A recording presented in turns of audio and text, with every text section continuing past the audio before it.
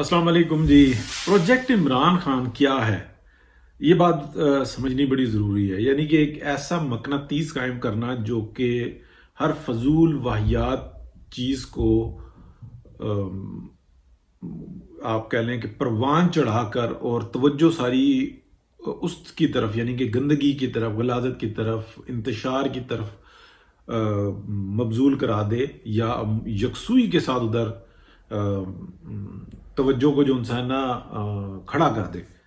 अब हम देखते हैं कि हमारे व्लॉग का शुरू, आखिर, दरमियान हर जगह पे इमरान खान हो रही होती है। अच्छा, ये जो एक है ना लॉ ऑफ अट्रैक्शन, तो इसको भी अगर हम पढ़ें तो उसके अंदर यही चीज़ पाई जाती है कि जो चीज़ जो दिखता है वो बिकता है, जो बोली जाती है वही सुनाई देती है, और जब वो सुनाई देती है वही शऊर के अंदर घूम रही होती है। यानी कि आप ये देखें कि मुसलसल ये हो रहा है कि अब उसका ट्रायल जनाब मिलिट्री कोर्ट के अंदर होगा, और इतनी बड़ी बात हो गई है। ये पाकिस्तान का 9 मई जो है वो पाकिस्तान का 9/11 हो गया, और इस तरीके से, यानी कि 9/11 कोई इतना बड़ा हादसा नहीं था अमरीकी तारीख के अंदर।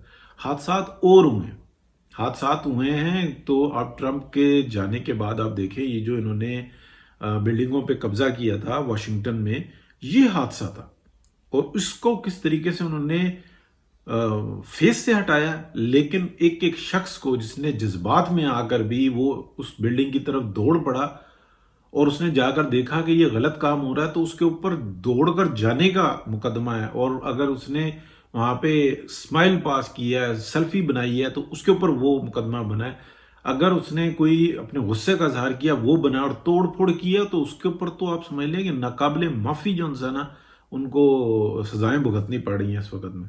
भले कि वो उनके अपने एक तरीके कार के तहत हैं, क्योंकि उनकी गिरफ्त बड़ी मजबूत होती है। यानी कि अगर वो ये किसी को कह दें कि आपने इस इलाके के अंदर रहना है, तो वो उस इलाके के अंदर ही रहता है। वो अगर 1 मिनट के लिए बाहर निकलता है तो उससे जवाब तलबी कर ली जाती है कि तू 1 मिनट के लिए इस जो है ब्लॉक से बाहर निकला और फिर वापस आ गया। ब्लॉक यानी कि उनके जो एरियाज होते हैं, गली से आप समझ लें कि उसको महदूद किया हुआ था, तो वो जवाब तलबी होती है। तो उनकी गिरफ्त मजबूत है, उसको दबाया जाता है। यहां पाकिस्तान की तरह नहीं कि जनाब वो अगर तूने मास्क नहीं पहना तो उसको जनाब 2 डंडे मार दिए पुलिस वाले ने, ना, ऐसा निज़ाम नहीं है वहां पे, जरा सिविलाइज्ड है। अब देखना ये है कि जी वो मिलिट्री कोर्ट में तो मिलिट्री कोर्ट में क्यों? हालांकि आप बिलीव करें कि कोई शक नहीं है कि मिलिट्री कोर्ट जो था ना पाकिस्तान का, लेकिन बदकिस्मती इस मुल्क की ये है, और शुरू से रही है, और ये पीडीएम के ऊपर तनकीद भी करनी पड़ती है कि आपस के अंदर, यानी कि शहबाज शरीफ साहब को मुसलसल मैं ये बात करता हूं, दोबारा करता रहूंगा, उनको एक ही फिक्र है, सबसे पहली फिक्र, जन्नत में जाए हर चीज, कुछ भी, कि भाई मेरा वापस ना आ जाए और मेरे हाथ से जो है इक्तदार में निकल जाए, जिसके ऊपर मैं आके चिपक गया हूं। और किसने बिठाया? मेरे भाई ने बिठाया, और भाई भी कहते हैं हाँ मैंने बिठाया। हालात ऐसे बनाए हैं। इसके अंदर सारी मदद किसने दी है? जरदारी साहब ने दी है। इससे पहले किसने दी है? एक इम्तियाज नामी शख्स ने दी है। अच्छा, उसको किसने कहा था? वो स्टैब्लिशमेंट का नुमाइंदा था। तो ये सारे करते करते ना मामलात यहां तक पहुंच गए हैं। अब अगर इस सूरत हाल के अंदर बचा सकते हैं आप सिस्टम को, नहीं बचेगा सर, ठीक नहीं होगा। बचने से मुराद ये है कि डिफॉल्ट से बचा लिया, रिस रहा है पाकिस्तान, कमजोर हो रहा है पाकिस्तान, दिफा गली है जनाब, आपके पास बजट नहीं है, आपका इंडस्ट्री नहीं चल पा रही, इकोनॉमी सेट नहीं हो पा रही, आपका डॉलर पे काबू हुआ है, आप दीगर आप चीजों को देख लें। पाकिस्तान के अंदर पीएमएल-एन ने अपनी सियासत की कुर्बानी दे के इस मुल्क को इकोनॉमिकली डिफॉल्ट से बचा लिया, डीन्यूक्लियर होने से बचा लिया, पाकिस्तान की आवाम को एक बहुत बड़े अजाब से बचा लिया, जिसका तसव्वुर भी नहीं है पाकिस्तान की आवाम को, लेकिन बताने के लिए खुद नहीं। अपनी नाहली नालायकी, यानी कि एक तरफ मैं कुर्बानी दूं और दूसरी तरफ मैं ये भी ना बताऊं कि मैंने ये कुर्बानी दी है, तो फिर मेरे से बड़ा बेवकूफ कौन होगा? जबकि आगे से तो बंदा ऐसा बैठा हुआ है, वो कहता है कि एहसान करने वाला, तो वो उसको तो असल में मैंने जो उनसे इस्तेमाल किया, और उसका यकीन, उसके मामलात कुछ और हैं। تو ٹکا کے یہ کام ہو رہا ہے جی، کوئی بہتری کی جو انسان ہے وہ راستہ نہیں ہے. حالانکہ میں کل بھی کہہ رہا تھا، آج بھی یہ صورتحال ہے. آج شہباز شریف صاحب ایگزیکٹو آرڈر نے یہ 8 کے 8 سپریم کورٹ کے جج فارغ کریں، یہ لاہور ہائی کورٹ کے جج فارغ کریں، پشاور میں دیکھیں کون کون سے ہیں، کوئٹہ کے دیکھیں، کراچی ہائی کورٹ کے دیکھیں، تمام جو انسان ہائی کورٹس کے یہ جو بددیانت جج ہیں سب کو فارغ کریں. وجہ بھائی آپ نے پاکستان کو ڈیفالٹ ہونے سے بچایا ہے. پاکستان کی عوام کی اب نظریں آپ کی طرف ہیں کہ آپ نے ایک جہاز کو ڈوبنے سے بچا لیا، اب اس کو لے کر چلیں گے خوشحالی اور ترقی کے سفر کی طرف، یا اس راستے پہ آپ پیراڈائز کو چوز کریں گے. آپ پیراڈائز کی طرف جا ہی نہیں رہے، آپ وہیں پہ کھڑے ہو گئے کہ میرا بھائی نہ آ جائے، میرا بھائی نہ آ جائے، میں کہاں سے، میں بڑا سمجھدار ہوں، میری بھتیجی نہ آ جائے، مریم نواز نہ آ جائے فرنٹ پہ.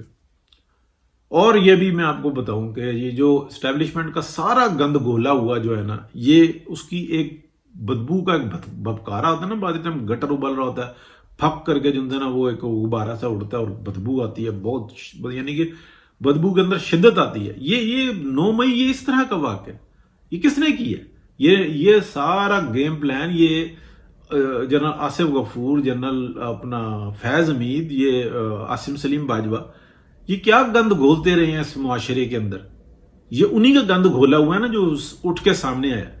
اور سٹل جو ان سے نا یہ عدالتوں کو فرنٹ پہ رکھ کے اور اس کو بچا رہے ہیں کہ، اور آپس میں لڑا رہے ہیں کہ الزام ہماری طرف نہ ہے.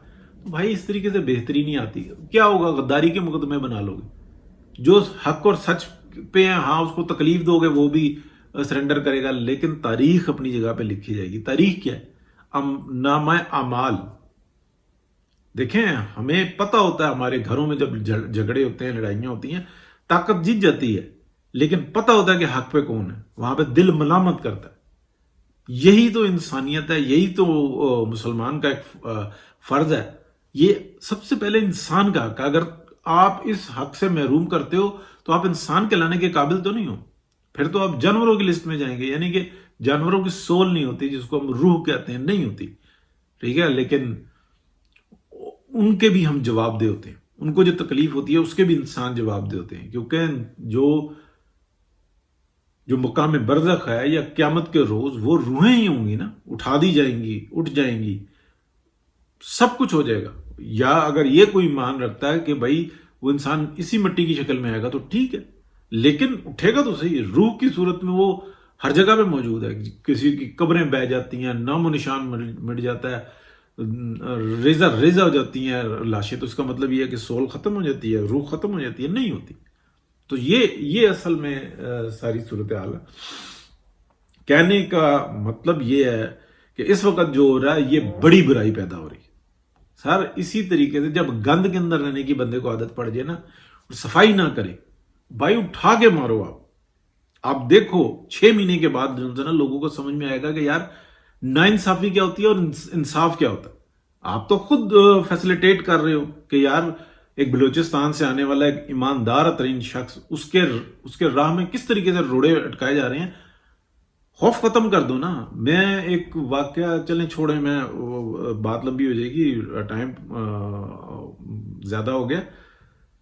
سر یہ برائی کی طرف ہم بڑھے ہوئے ہیں، یہ کوئی بہتری نہیں ہونے والی. ہمیں اس ٹائم میں بہت بڑے آپریشن کر کے، یکدم آپریشن کر کے توجہ دینی ہوگی. یعنی کہ سٹارٹ میں نے جو بات کی تھی وہ یہ کی تھی کہ توجہ کو گند کی طرف، غلاظت کی طرف مبذول کرا لینا. عمران خان کا کام ہی یہی ہے. وہ شیطان سے بڑھ کے ابلیس ہے، ابلیس سے بھی بڑا شیطان ہے.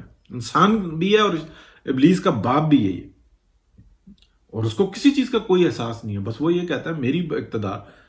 آپ دیکھیں نا وہ وزیر اعظم سے زیادہ مزے لے رہا ہے. کیا اس نے تکلیف اٹھائی ہے؟ کخ بھی نہیں. کون سی اس کی روٹی میں، پانی میں، اس کی پوجا میں کوئی فرق پڑی ہو؟ کچھ بھی نہیں. اس کے لیے جج مرے جا رہے ہیں، ان کی بیویاں مری جا رہی ہیں، بہنیں اور بیٹیاں مری جا رہی ہیں، اور وہ ججز ان کے بات مان رہے ہیں. ایک نہیں، بے شمار. جتنے نالائق اور گندے اور غلیظ یہ ججوں کی کرسیوں پہ بیٹھے ہوئے ہیں، سب کی بیویاں دیکھو اس پہ مری ہوئی ہیں. تو ان کی کیا حیثیت ہے؟